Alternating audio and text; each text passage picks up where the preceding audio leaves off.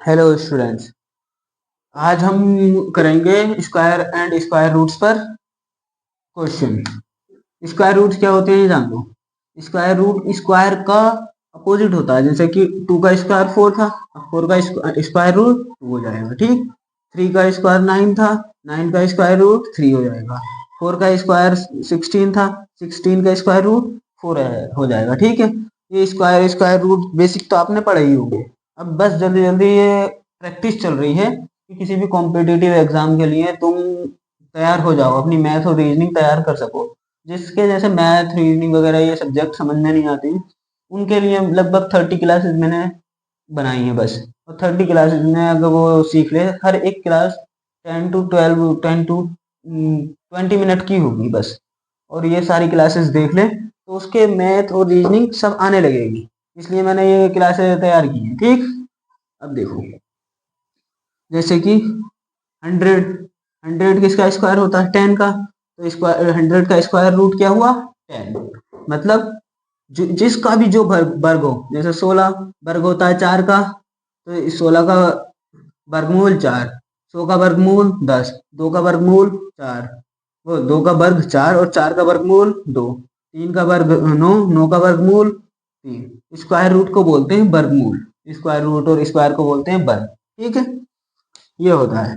अब जैसे इसमें के क्वेश्चन कैसे आते हैं, तुम्हें जो सबसे ज्यादा डर जो लगता है स्टूडेंट्स को, अंडर रूट से लगता है। अंडर रूट का देखना, अंडर रूट का भी मैं अभी एक्सप्लेन करूंगा। जैसे कि ये है, ये पूर्ण वर्ग नहीं है। 3 किसी का भी पूर्ण वर्ग नहीं है।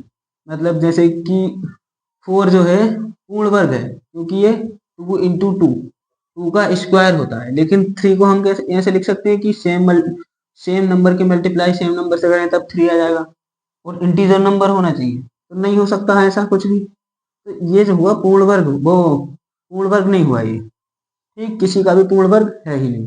जैसे कि 5 पूर्ण वर्ग नहीं है, 4 पूर्ण वर्ग है 2 का, 6 पूर्ण वर्ग नहीं है, 7 पूर्ण वर्ग नहीं है, 8 पूर्ण वर्ग नहीं है, 9 पूर्ण वर्ग है। मतलब स्क्वायर है पूरा, कंप्लीट स्क्वायर है। मतलब क्या? कंप्लीट स्क्वायर, परफेक्ट स्क्वायर है। किसका है? 3 का। 10 नहीं है, 11 नहीं है, 12 नहीं है, 13 नहीं है, 14 नहीं है, 15 नहीं है, 16 है 4 का। तो जो भी, अगर ऐसे नंबर का तुम्हें स्क्वायर रूट निकालना है, मतलब जो भी परफेक्ट स्क्वायर नहीं है, उनका स्क्वायर रूट अगर निकालोगे तो उसके नीचे अंडर उसके उसको अंडर रूट में बंद कर देना है। स्क्वायर रूट समझ में आ गया। अब 5 का निकालेंगे तो इसको अंडर रूट में बंद कर देंगे। 6 का निकालेंगे, इसको अंडर रूट में। 7 का निकालेंगे, इसको अंडर रूट में। मतलब जिसका भी तुम अगर स्क्वायर रूट निकालोगे, स्क्वायर रूट, तो वो क्या किस में बंद होगा? अंडर रूट में। अब अंडर रूट में बंद क्यों होता है? अंडर रूट का मतलब होता है, जैसे अंडर रूट 3 है, अंडर रूट 3 का मतलब होगा 3 का हाफ पावर, 3 की हाफ पावर 1/2 इसकी पावर होगी। और स्क्वायर का क्या होता है? स्क्वायर होता है कि पावर 2, और स्क्वायर रूट मतलब वर्गमूल 1/2 पावर, ठीक है। अब 1/2 पावर का मतलब होता है इसको अंडर रूट में बंद कर दो। अंडर रूट का और इसका एक ही मतलब होता है दोनों का। अब जैसे कि तुम अगर करोगे, कोई भी दो नंबर की मल्टीप्लाई करते हैं, कि x की y से मल्टीप्लाई करते हैं तो सीधे मल्टीप्लाई हो जाती है। लेकिन अगर नंबर सेम होते हैं, कि x की x से करोगे तो गुणा में घातें जुड़ जाती हैं। जैसे इसकी भी घात एक है, इसकी भी घात एक है, सो नहीं करते घात। अगर किसी की भी एक हो तो सो नहीं करते, ठीक है। हर एक चीज की घात एक होती ही है, अगर जिस उस पर नहीं लगी है तो गुणा में घातें जुड़ जाती हैं।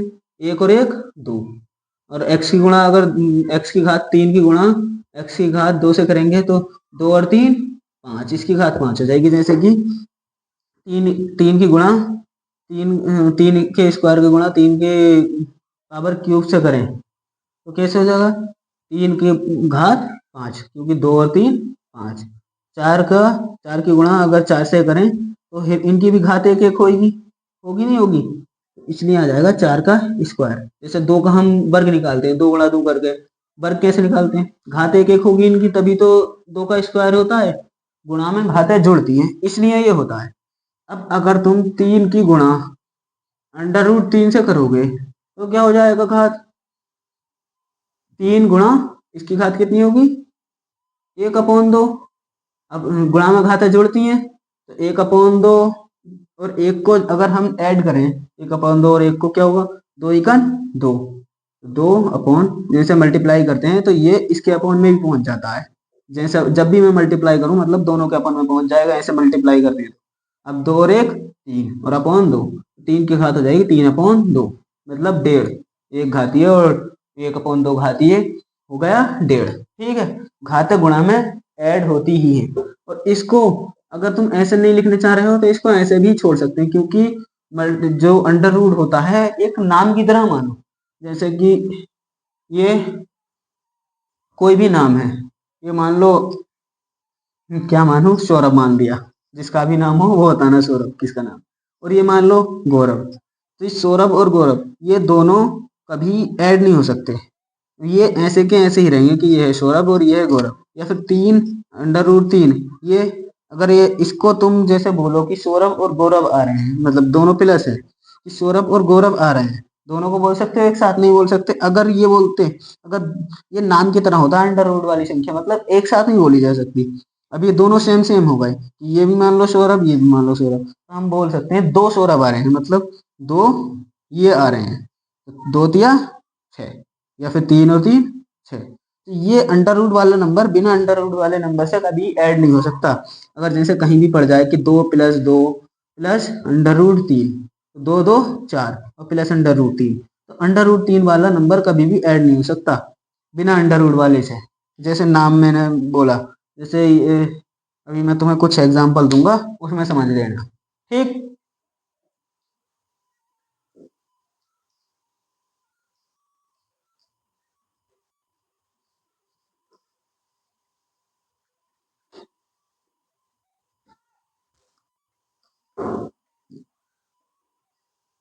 देखो एग्जांपल,